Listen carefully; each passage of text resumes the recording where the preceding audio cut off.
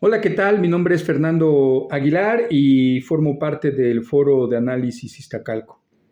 Esta que les presento el día de hoy es mi participación en este espacio de Noticias Iztacalco y la he titulado La llamada transición democrática en México. Dos historias, un mismo país. Y plantea lo siguiente. En México hay una historia que hemos escuchado tantas veces que ya parece incuestionable. Es la historia de cómo en el año 2000 nos graduamos como democracia.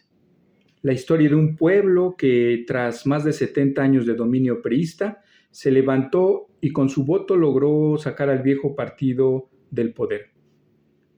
En esta versión, defendida por figuras como José Woldenberg, Denise Dresser, Luis Carlos Ugalde, Enrique Kraus, los mismos que hoy pegan el grito en el cielo con la reforma electoral que apenas hace unos días anunció la presidenta Sheinbaum.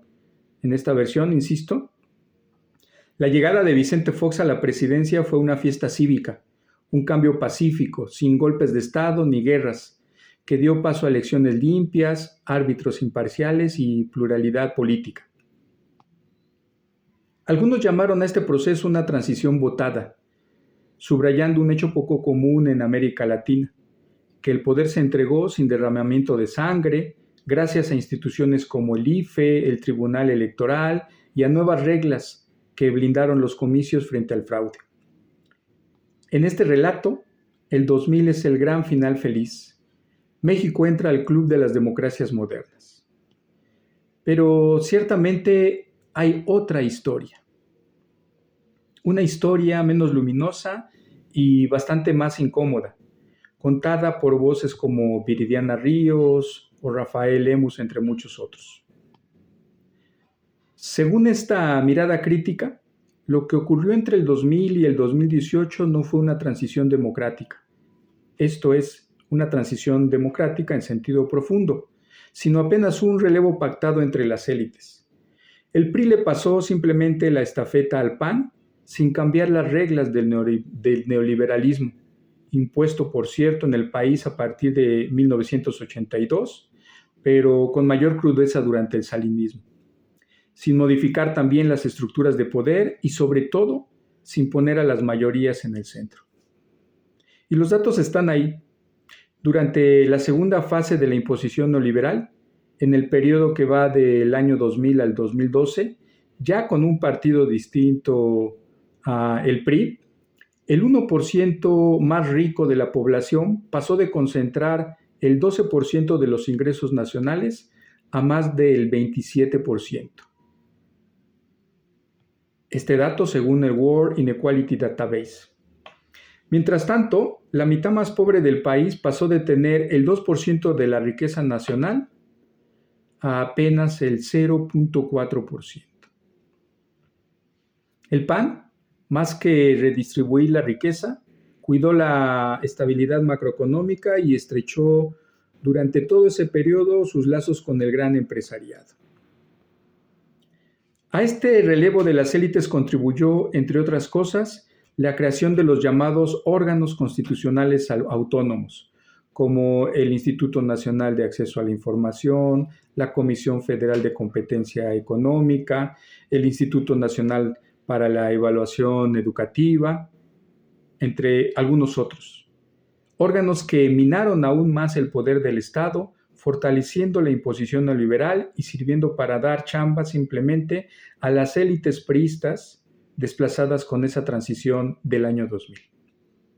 Mientras tanto, hospitales públicos colapsados, escuelas sin mantenimiento, empleos mal pagados, seguían siendo la realidad de millones de personas. El sexenio de Felipe Calderón sumó otro elemento dramático: la guerra contra el narcotráfico, una guerra que golpeó con especial dureza a los sectores populares y muy en particular a los jóvenes de este país, y que sembró una violencia de la que el país aún no se recupera.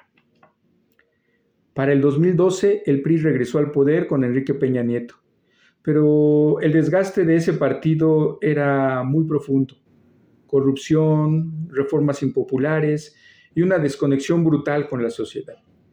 Según encuestas de esa época, el 91% de los mexicanos pensaba que la democracia solo beneficiaba a los poderosos.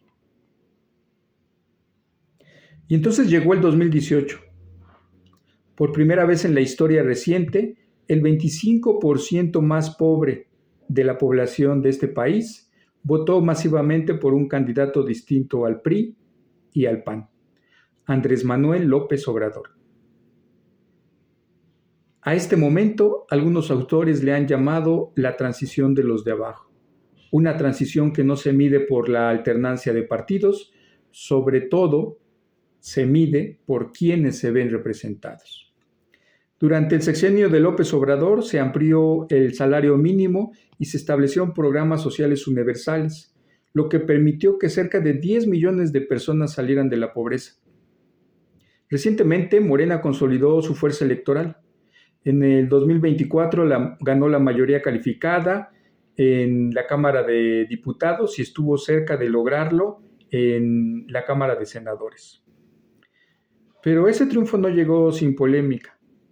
Los arquitectos de esa llamada primera transición, los Woldenberg, los Dresser, los Ugalde, los Kraus, acusaron al nuevo gobierno, entre muchas otras cosas, de desmantelar la democracia al reformar o desaparecer, por ejemplo, órganos autónomos. Para ellos, esos órganos eran garantes del equilibrio. Para otros, eran parte de un aparato que había servido más a las élites que al pueblo.